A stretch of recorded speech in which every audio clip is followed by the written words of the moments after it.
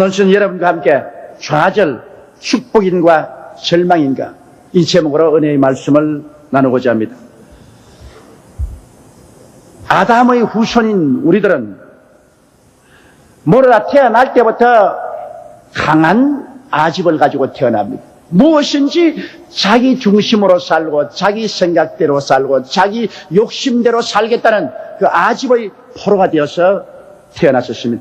그러므로 그 아집 자아가 바로 우상이 되어서 무엇이든지 자기 중심으로 인생을 살아가려고 하는 것입니다. 심지어 예수님을 믿고 성도가 된 연후에도 인간은 자기 멋대로 하나님을 부리고 이용하려고만 하지, 정말 하나님께 자기 자신을 바쳐서 하나님 섬김이 하나님 중심으로 살려는 이런 신앙의 자세에 들어오는 데까지는 오랜 세월이 걸리는 것입니다. 이 자아라는 우상이 깨어지고 하나님 앞에 온전히 복종하게 될 때, 그때 비로소 하나님께서는 하늘문을 여시고 우리에게 은혜와 복을 허락하여 주시는 것입니다. 오늘 이 시간에 우리 자아가 깨어지기 위해서는 우리 삶의 깊은 좌절과 시련을 체험할 수밖에 없다는 사실을 오늘 성경을 통해서 우리 알아보고자 하는 것입니다. 먼저 우리 믿음의 조상인 아브라함의 생애를 알아보십시오. 하나님께서는 아브라함을 믿음의 대표로 세워놓으시며 표변으로 우리에게 언제나 내세우고 있습니다. 하나님은 아브라함에게 크게 복을 주시고 아브라함을 하나님의 친구라고 말하셨습니다. 그러나 아브라함을 75세 때 하나님께서 갈대아 우르에서 나타나서 불러내실 때 그에게 찬란한 희망을 주었습니다. 넘치는 꿈을 주었습니다. 성경 창세기 12장 1절로 3절에 보면 야훼께서 아브라함에게 이르시되 너는 너희 본토 친척 아비 집을 떠나 내가 네게 지시할 땅으로 가라. 내가 너로 큰 민족을 이루고 내게 복을 주어 내 이름을 장대케 하리니 너는 복의 근원이 될지라. 너를 축복하는 자에게는 내가 복을 내리고 너를 저주하는 자에게는 내가 저주하리니 땅의 모든 족속이 너를 인하여 복을 얻을 것이라고 말씀했습니다. 이 약속을 받은 아브라함은 마음에 흥분되고 소망이 넘치고 꿈이 불타올랐었습니다. 그래서 그는 곧장 자기의 아내의 손을 잡고 조카를 데리고 자기 전토 친척 아비집을 떠나 일로 가나안을 땅에서 나아갔습니다. 그러나 그가 가나안 땅에 이르자 크게 그를 좌절시킨 사건이 생겼습니다. 그가 흥분되고 소망이 넘쳐서 왔는데 가나안 땅에는 그를 흥분시키고 소망이 넘치는 그런 환경이 되어 있지 않았습니다. 너무나 처절한 기근이 다가왔습니다. 산천초목이 다 불타버리고 물은 없고 짐승들은 먹을 것이 없어 다 굶주려 죽고 자기가 같이 데려온 일가 친척들은 살 길을 찾아 뿔뿔이 헤어지고 밥을 달라고 우는 조카의 손을 잡고 아브라함은 별 도리 없이 그는 하나님이 명하지도 아니한 애굽 땅을 향해서 나아갈 수밖에 없는 그러한 형편에 들었습니다. 이래서 아브라함은 하나님께로부터 받은 그 거대한 꿈과 희망을 가지고 왔지만은 오자마자 가나안 땅에서 큰 좌절감을 맛보았습니다. 그가 갈대아 우르 땅과 하란에서 얻은 재산 다 잃어버렸습니다. 종들도 다 떠나갔습니다. 이제는 자기와 자기 처와 조카의 손만 잡고 그는 애굽 땅에 내려가면서 얼마나 마음에 궁금했던지 말하기를 자기 아내 보고 여보 애굽 땅에 내려가면 당신이 너무 아름다운지라 애굽 사람이 나를 쳐 죽이고 당신을 빼앗을 것이니 오늘 이 시간부터는 당신이 나를 여보라고 하지 말고 남편이라 하지 말고 나를 오빠라고 불러주십시오. 그러면 당신 덕분에 내가 목숨을 잃지 않고 살겠습니다. 이것이 아브라함이 그한 정말 막다른 좌절이었습니다. 그가 애굽에 도착하자마자 아닌 게 아니라 사람들이 살아있고 미모를 보고 전부 다 감탄했습니다. 그 소문이 바로왕에게 들린지라 애굽의 바로왕이 당장 아브라함과 그 처를 궁정에 불러들이는데 누구냐고 물으니까 여동생이라고 말하고 그리고 오빠라고 말합니다. 얼씨구나 좋다고 애굽의 바로왕이 사례를 취해서 아내로 삼아버립니다. 아브라함은 여기에서 고향도 산천도 다 잃어버리고 재산도 다 잃어버리고 이제 애굽에 내려와서 아내조차 바로왕에게 시집 보내버리고 처참한 좌절 가운데 떨어져 버리고 말인 것입니다. 아마 사람이 좌절한다 해도 이 이상 더 좌절할 일은 없을 것입니다. 마누라 시집 보내고 사는 처지가 되면 좌절 안 할 수가 없을 것입니다. 거기에서 그는 크게 깨어지고 아브라함 자기를 위지하던 모든 자만심도 부러졌습니다. 모든 자존심도 박살이 났습니다. 자아의 아집도 다 사라졌습니다. 그는 산산조각으로 깨어졌습니다. 마치 그릇을 두고 땅에 던져서 유기그릇이 박살이 난 것처럼 그는 하나님 앞에 다시 주워 담을 수 없을 정도로 박살이 났습니다. 하나님 앞에 꿇어 엎드렸습니다. 살든지 죽든지 흥하든지 망하든지 쇠하든지 쇠하든지 주님 뜻대로만 살겠습니다. 그러자 하나님께서 신이 역사하여 주셔서 이제 하나님 중심으로서 아브라함을 위해서 하나님께서 일해 주셔서 그래서 바로에게 큰 성별을 내리고 그 아내를 또 찾게 하죠. 그리고 많은 종과 재물을 얻어서 그는 가나안 땅으로 다시 돌아왔습니다.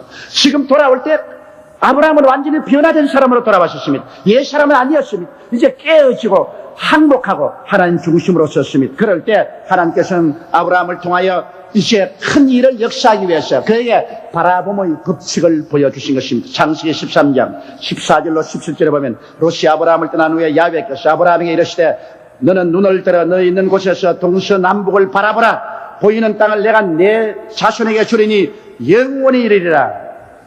하나님께서는 이제 아브라함에게 바라봄의 법칙을 가르쳐 주었습니다. 먼저 동서남북을 바라보라. 너희가 마음속에 바라보고 없는 것을 있는 것 같이 마음속에 믿음으로 받아들이면 내가 그것을 내게 주리라고 하셨습니다. 그래서 그는 가나안의 모든 땅을 바라봄의 법칙을 통하여 하나님의 능력으로 얻게 된 것입니다. 그뿐 아니라 그가 나이 85세 되어서 자식이 없어 그는 고민하고 있을 때 또다시 하나님께서는 그를 밤중에 불러내어서 별들을 바라보고 헤아리게 하십니다. 또다시 바라봄의 법칙을 통해서 그에게 자손 주실 것을 약속했습니다. 창세기 15장 5절로 6절에 보면 그를 이끌고 밖으로 나가 가라을 때 하늘을 우러러 뭇 별을 셀 수 있나 보라. 또 그에게 이르되 내 자손이 이와 같으리라. 아브라함이 야훼를 믿으니 야훼께서 이를 그의 의로 이기셨다고 말씀하는 것입니다.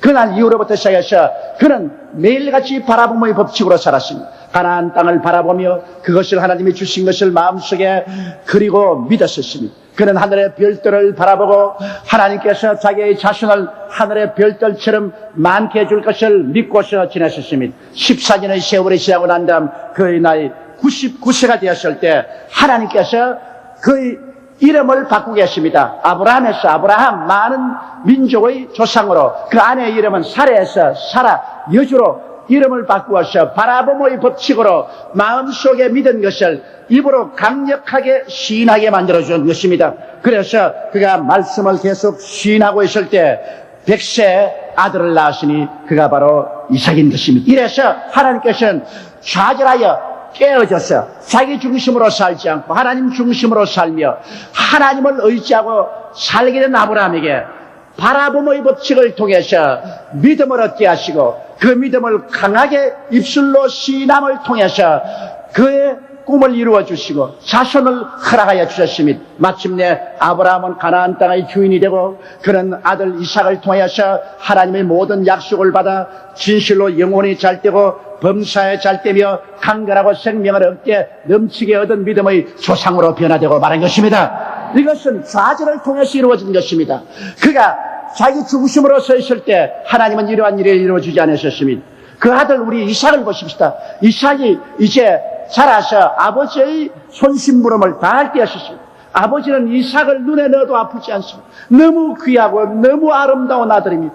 그래서 그 아들로 말미암아 세월 가는 줄 모르는 즐거움을 가지고 있었습니다. 그런데 하루 하나님께로부터 명령이 들었습니다. 아브라함아, 너희 사랑하는 독자 이삭을 모리아산에 데려가서 잡아서 나에게 불로 태워 제물로 드려. 성천병력이었습니다. 그러나 이제는 아브라함은 깨어진 사람입니다. 이제는 아집에서 서 있지 않습니다. 두말하지 않고 그렇게 하겠습니다. 그래서 그는 그 아들을 데리고 장작과 칼을 가지고 불을 준비해서 들고 사할 길을 걸어서 모리아산에 갔습니다. 그는 산중에 올라갈 때 아들이 말했습니다. 아버지요, 여기에 장작도 내가 걸머쥐고 여기에 불도 있고 칼도 있는데 제물로 드릴 양은 어디 있나이까? 아버지는 그 말을 들었을 때 가슴이 찢어진 것 같았을 것입니다. 바로 그 아들을 제물로 지금 데리고 갑니다. 그때 아버지가 말하기를 제물은 하나님이 준비하신다. 산중에 올라가서 그 아들이 장작을 내려놓고 칼과 불을 내려놓고 아버지와 함께 제단을 쌓고 장작을 그 위에 펼쳐놓고 그 다음 아버지를 쳐다보니까 아버지가 긴장한 모습으로 그를 내려다보더니만 눈물을 주르르 흘리면서 말합니다. 이삭아, 하나님이 너를 잡아 제물로 드리라고 말씀하셨다. 그러므로 나는 너를 오늘 잡아야 되겠다. 내 손발을 내주게. 내가 너를 묶어서 장작 위에 얹어놓고 너를 칼로 죽여서 각을 떠서 불을 찔러 제물로 드려야 되겠다. 그 말을 들었을 때 여러분, 이삭의 충격은 이런 말로 다 할 수 없어요. 아버지 모시고 제사드리 왔는데 이제 아버지가 자기를 잡아서 제물로 드리겠다니 이 웬 청천벽력입니까? 거기에서 마음속에 일어난 이삭의 갈등은 이런 말로 다 할 수 없습니다. 제일 큰 충격은 살고 싶다. 그러므로 나는 살아나야 되겠다. 아버지의 명령에 불복종해야 되겠다. 그러한 심정이 안식에 날 일이 없을 것입니다. 예수님도 십자가에 못 박기 전에 할 수만 있으면 이 잔을 내게서 옮기시옵소서. 그러나 내 뜻대로 마옵시고 아버지의 뜻대로 하시옵소서는 마음의 갈등을 겟세마네 동산에서 느꼈는데 이삭이야 그 마음의 갈등을 느끼지 않을 수가 있겠는데 순식간에 이삭의 얼굴은 새빨갛게 상기되었습니다. 그는 눈을 크게 떠서 믿을 수 없다면서 고개를 흔들었습니다. 아버지 정말 올바른 계시 받았어요? 올바른 계시를 받았다. 정말 날 잡아야 죽어야 돼요? 그렇다. 이삭의 충동은 아버지를 밀어 제끼고 그는 도망치고 싶은 마음이 불길같이 일어났습니다. 그러나 이삭은 지금에서 하나님을 생각했습니다. 매일같이 아버지와 함께 예배드리던 그 하나님, 그리고 하나님과 아버지가 대화하던 그 하나님, 아버지의 그 신실한 신앙이 잘못될 수 없다는 그것, 이 모든 것이 그의 마음속에 새로운 결심을 하겠습니다. 하나님의 뜻이면 죽자. 내가 하나님 버리고 살아서 뭘 하겠는가? 내 중심으로 살아서 뭐 하겠는가? 내가 제물이 되는 것이 하나님의 기쁨이시면 내가 죽어야지. 아버지, 내 수족을 묶으십시오. 수족을 내주었습니다. 아버지가 이삭의 수족을 묶어서 장작 위에 얹었습니다. 그리고 아버지는 칼을 뽑았었습니다. 눈을 멀뚱멀뚱하게 떠서 아버지를 쳐다보는 그 아들을 향해서 그런 칼을 들어서 내리치려고 달아들 때 하늘에서 천사의 다급한 소리가 들렸습니다. 아브라함아, 아브라함아, 내 칼을 중지하라. 네가 네 외독자 사랑하는 아들도 아끼지 않고 내게 주었으니 참으로 날 사랑하는 줄 알겠다. 이제 내가 나를 두고 맹세하느니 내가 너를 복주고 복주며 너를 번창게 하고 번창게 하고. 거기에서 바로 이삭은 죽었다가 살아났습니다. 후사일생이 아니라 그냥 죽은 겁니다. 그러나 죽은 가운데서 살았습니다. 거기에서 이삭은 아집이 다 깨어졌습니다. 이제는 자기 중심은 없습니다. 살든지 죽든지 흥하든지 망하든지 성하든지 쇠하든지 하나님 중심으로 하나님만 따라갑니다. 하나님 재난에 이미 죽어서 일어난 재물이었습니다. 그 결과로 하나님께서는 이삭을 위해서 야훼가 되어주십니다. 하나님 야훼께서 이레가 되어주셔서 이삭의 일생을 하나님께서 이제는 책임지고 준비하십니다. 그 즉시로 양 한 마리가 나무에 얽혀있는 것을 보고 잡아다가 이삭 대신에 제물을 드리고 그게 하나님께서 당신의 이름을 야훼 이레라고 말하셨습니다. 하나님이 너를 위해서 예비하겠다. 하나님께서는 하나님 중심으로선 이삭을 위해서 일생을 예비해 주셨습니다. 그는 조금도 수고하지 아니하고 이삭의 사촌 부두엘의 딸 리브가를 아내로 맞았는데 얼마나 착하고 좋은 아내를 맞았든지 이삭은 상상할 수 없는 큰 기쁨과 행복을 얻게 된 것입니다. 그러고 난 다음 그는 아무 수고 없이 아브라함이 일생에 모은 그 모든 재산을 고스란히 상속을 받았습니다.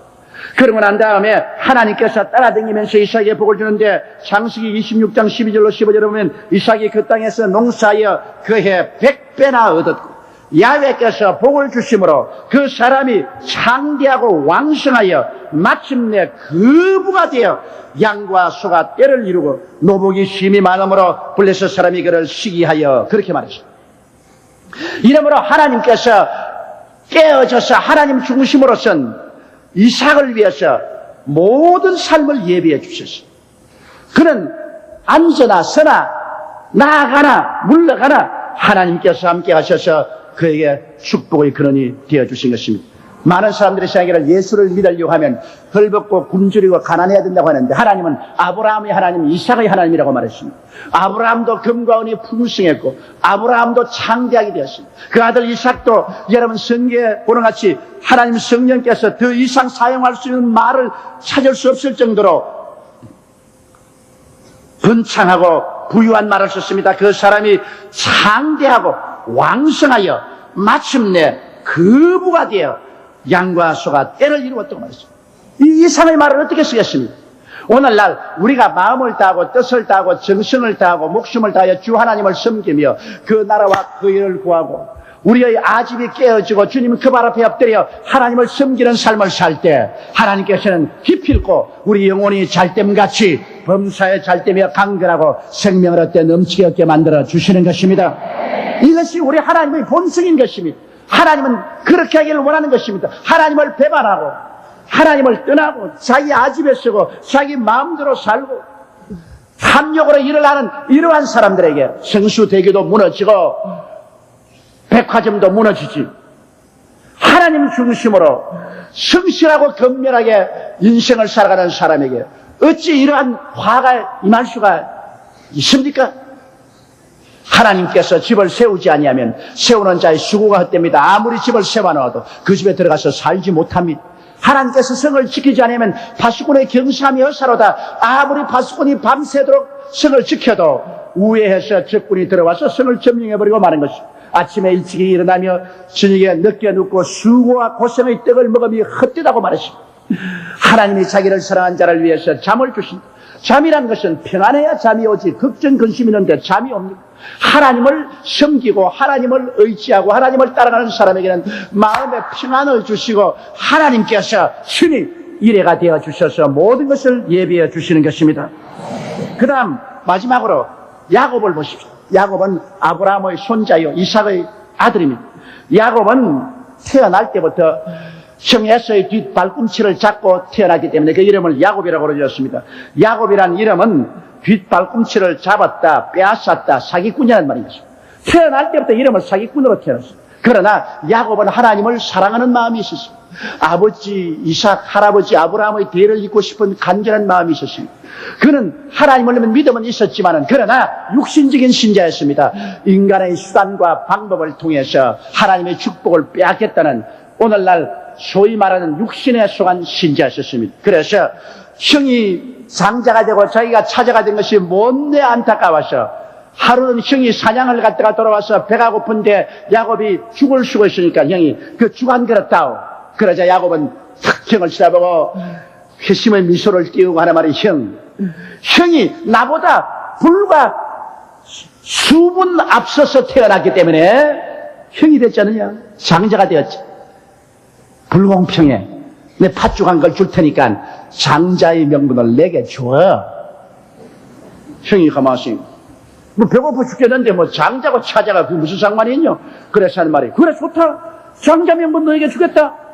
그러므로 빨리 죽이나 다오. 형 맹세해. 그러니까 에서가 나는 장자의 명분을 자네 야곱에게 주노라. 그러고 팥죽 한 그릇 얻어먹었습니다. 그 당시 옛날에 장자의 명분은 아버지의 모든 축복을 상속으로 받는 것입니다. 그런데 팥죽 한 것으로 상속권을 포기해버리고 말았습니다. 그 다음에도 이제 때가 와서 아버지가 세상을 뜨기 전에 장자에게 크게 축복하고 상속을 축복으로 줄 때인데 그때 아버지가 에서를 불러가지고서 짐승을 잡아 좋은 별미를 만들어 오느라 내가 마음껏 먹고 너를 축복하는데 어머니가 그 말을 듣고 당장 가서 야곱에게 그 사실을 말했습니다.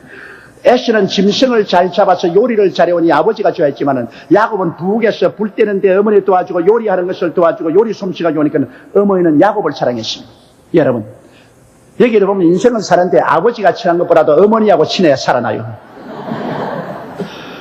아버지가 에서에게 분명히 말했는데 그 어머니 리브가가 그 말을 듣고 야곱에게 와서 에서 옷을 입히고 에서처럼 온몸에 양털로서 털을 붙여가지고서 어머니가 또 요리를 했으니 아버지 입맛을 아니 얼마나 잘했습니까? 짐승을 집에 있는 짐승 잡아 요리해서 미리 가서 내가 에서입니다 하고 거짓말하고 그러고 아버지 대접하고 모든 장자의 축복을 다 바라버리고 말한 것입니다. 그래서 나중에 에서가 와서 이 사실을 발견하고 땅을 치고 통곡하고 울면서 야곱을 죽이려고 하니까 그 어머니가 자기의 친정으로 야곱을 빼돌려서 도망을 보냈습니다. 거기에서 야곱은 크게 좌절을 느꼈습니다. 복을 받으려 하다가 오히려 화를 당해가지고 형이 죽이려고 하며 어머니가 보내주어서 외아저씨 집으로 도망을 치고 가다가 들어서 돌베개하고 누워 자다가 하늘 문이 열리고 하나님의 천사가 오락내리락 하는 것을 보고 그 돌베개 위에 아침에 깨서 기름을 붓고 하나님, 내가 지금 외아저씨 집으로 도망을 가는데 내가 가는 곳에 먹을 것과 입을 것과 있을 것을 주시면 이곳에 돌기둥에 기름 부은 이곳이 하나님의 성전이 되게 하겠나이다. 그리고 하나님이 내게 주신 모든 것은 전부 11조를 다 바치겠나이다. 그는 서약을 했습니다. 그러고 난 다음 야곱은 큰 좌절감을 가지고 외아저씨 집에 가서 이제 사는데 외아저씨가 또 야곱을 속입니다. 그는 외아저씨 집에 가서 사는데 외아저씨의 딸이 외사촌 형제지. 그 라헬이 너무너무나 이뻐서 외아저씨에게 말했습니다. 아저씨 라헬을 내게 주세요. 그래 7년 동안 무보수로 일해라. 그래서 7년 동안 뼈가 빠지도록 외아저씨를 위해서 일을 한데 성경에 보니까 라헬을 사랑하는지라 7년을 하루같이 지냈다고 말하셨습니다. 사랑을 하면은 세월 지나간 것도 몰라요. 사랑을 안 해야 하루하루가 지겹지 사랑을 하면은 세월 가는 건 몰라. 그래서 7년 만에 이제는 7년 되었으니까 내 아내를 내게 주시옵소서 하니까 그래 좋다 하고서 잔치를 베풀고 천안지역 치르고 보니까 자기가 원한 라헬이 아니고 자기가 별로 원치 않냐고 시력이 나쁜 언니 레아를 떡 밤에 넣어놨습니다. 외아저씨의 개교에 또 빠져가 크게 좌절했습니다. 아침이 나서 야곱이 외아저씨 앞에 와서 고함고함 치고 외아저씨 나를 이럴 수가 있습니까? 동생을 내가 원했는데 왜 언니를 내 방에 넣어가지고서 내 신세에 족치지 않습니까? 외아저씨 말이 앞으로 7년 또 무보수로 일해라. 그러면은 또 내가 라헬을 너에게 주겠다. 그래서 또 7년, 14년 동안 뼈가 저리게 일을 해서 아내를 하나만 얻은 것이 아니라 둘을 얻었습니다. 다른 사람은 하루 만에 당장 쉽게 장가가는데 야곱은 장가하면 가는데 14년 동안 중노동을 했습니다. 얼마나 큰 좌절입니까?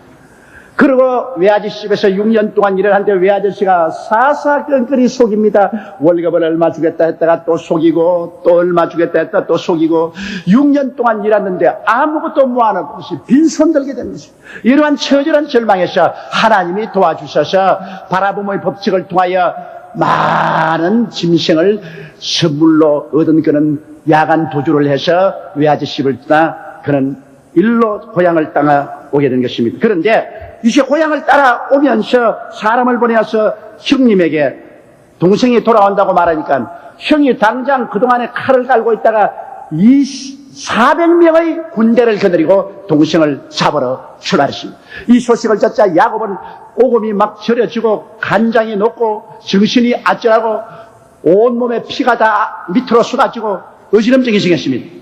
그래서 짐승을 두 떼로 나누어서 먼저 야복강을 넘게 하시고 온 처자를 다 야복강을 넘게 하고 그러한 자기는 야복강 이쪽 편에 쪼그리고 앉아 있습니다.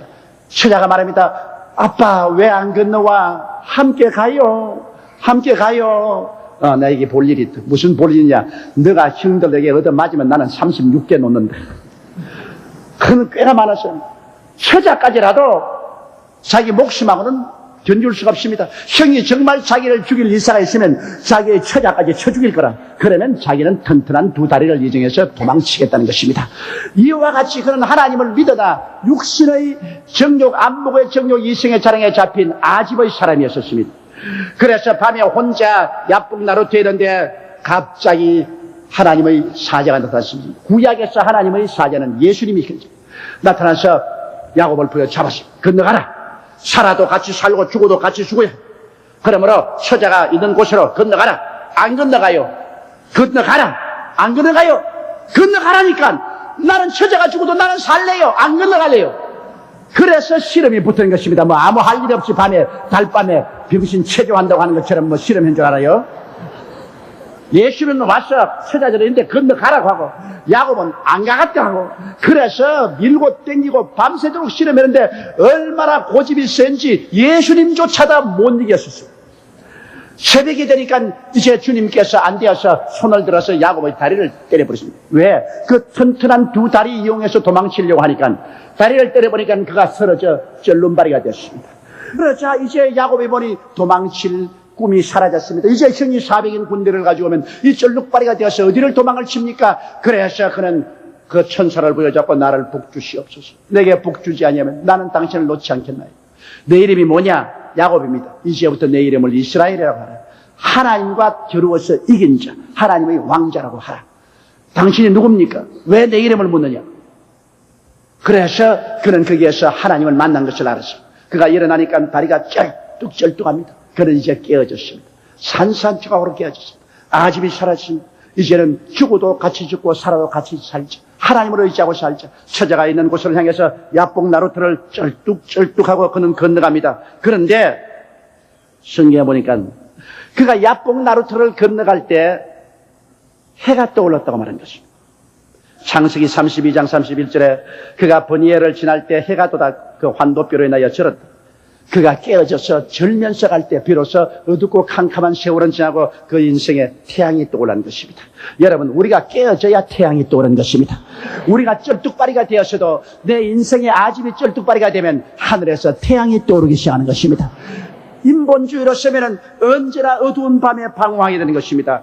그가 쩔뚝거리고 나오니 400인의 군대를 거느리고 질풍같이 동생을 죽이려고 하던 형이 그만 그 동생을 보자 마음이 달라지고 눈물이 앞을 가리고 말에서 뛰어내려서 그 동생을 끌어안고 야 이놈아, 형을 속이고 도망쳐서 20년 만에 돌아오는 너 신세가 쩔뚝발이가 되어서 돌아오느냐 이놈아. 너를 단칼에 벨라고 했지만은 너무 신세가 처량하니 내 너를 용서한다. 이제 내가 거느린 군대가 너를 호위할 테니까 너는 내 집으로, 내 있는 곳으로 오라. 그를 죽이러 온 군대가 호위 군대로 변화되고 마는 것입니다. 그 인생에 태양이 떠오른 것입니다.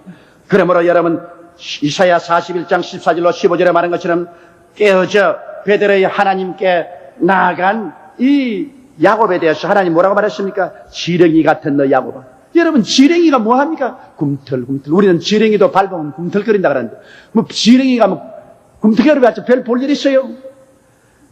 이빨도 없고 저항할 힘도 없습니다. 완전히 지렁이같이 되었어. 그러나 성경은 말하기를 너 지렁이 같은 야곱아, 너 이스라엘 사람들아 두려워 말라. 나 야훼가 말하니 내가 너를 도울 것이라. 내 구속자는 이스라엘의 거룩한 자니라. 보라, 내가 너로 이가 날카로운 새 태작기계를 삼으리니 내가 산들을 쳐서 부스러기를 만들 것이라고 말했는데, 지렁이가 되면은 그 다음부터 하나님이 책임져 주시옵시고 오히려 그 지렁이를 이빨이 날카로운 타작기계로 만들어주는 것입니다.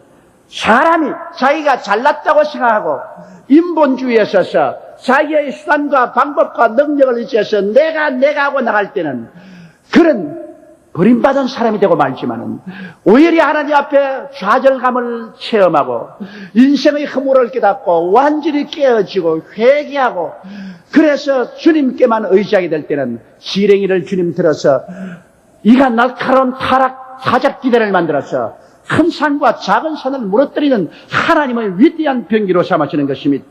우리의 일생 동안 크고 작은 좌절이 끊임없이 다가오는 것입니다. 이 좌절을 통해서 자아가 깨어지고 하나님께 항복하고 예수 그리스도의 십자가 밑에 나가서 그 보혈로 죄사함을 받고 주님을 구주로 모시고 살든지 죽든지 흥하는지 망하는지 승하는지 쇠하는지 주님을 섬기면서 살겠다고 믿음과 순종으로 나아갈 때 그때는 하나님이 일어나 주셔서 하나님이 친히 도우시고 하나님께서 친히 붙들어 주셔서 우리의 영혼이 잘됨같이 범사에 잘됨에 강건한 성령의 삶을 살게 만들어주는 것입니다. 내가 나를 사랑한 적 내가 너를 건지리라. 내가 내 이름을 안 적 내가 너를 높이리라. 환난 날에 내가 너와 함께 너를 건지고 영원하게 하려 하신 하나님께서는 오직 좌절해서 깨어져 하나님 그 발 앞에 엎드려 주님 중심으로 선 사람을 위해서 하나님은 전지전능한 능력을 나타내 주시는 것입니다. 우리 다 같이 고개 숙여 기도드리겠습니다. 전능하시고 거룩하신 우리 아버지 하나님, 우리의 삶 속에 다가오는 크고 작은 좌절감, 실망과 낙심되는 일들, 이런 일들이 우리의 고집을 깨뜨리고 아집을 깨뜨리고 인간 중심의 삶을 깨뜨리고 하나님 그 발 앞에 엎드려 산산조각으로 깨어지고 주님 중심으로 서게 되고 하나님 그 발 앞에 엎드리게 되고 눈에는 아무 증거 안 보이고 귀에는 아무 소리 안 들리고 손에는 잡히는 것 없어도 하나님만 섬기고 따라가는 사람으로 만들어주면 감사드리옵나이다. 이번 삼풍백화점 붕괴 사건조차도 우리 민족들이 가슴을 치고 회개하고 인간의 교만을 다 내버리고 인간의 자만을 내버리고 하나님께 회개하고 들어오는 기회가 되게 도와주시옵소서. 그렇게 되면 주님께서는 눈물의 골짜기를 많은 소망의 샘이 되게 만들어 주실 줄 믿사옵니다. 예수님 이름으로 기도드리옵나이다. 아멘.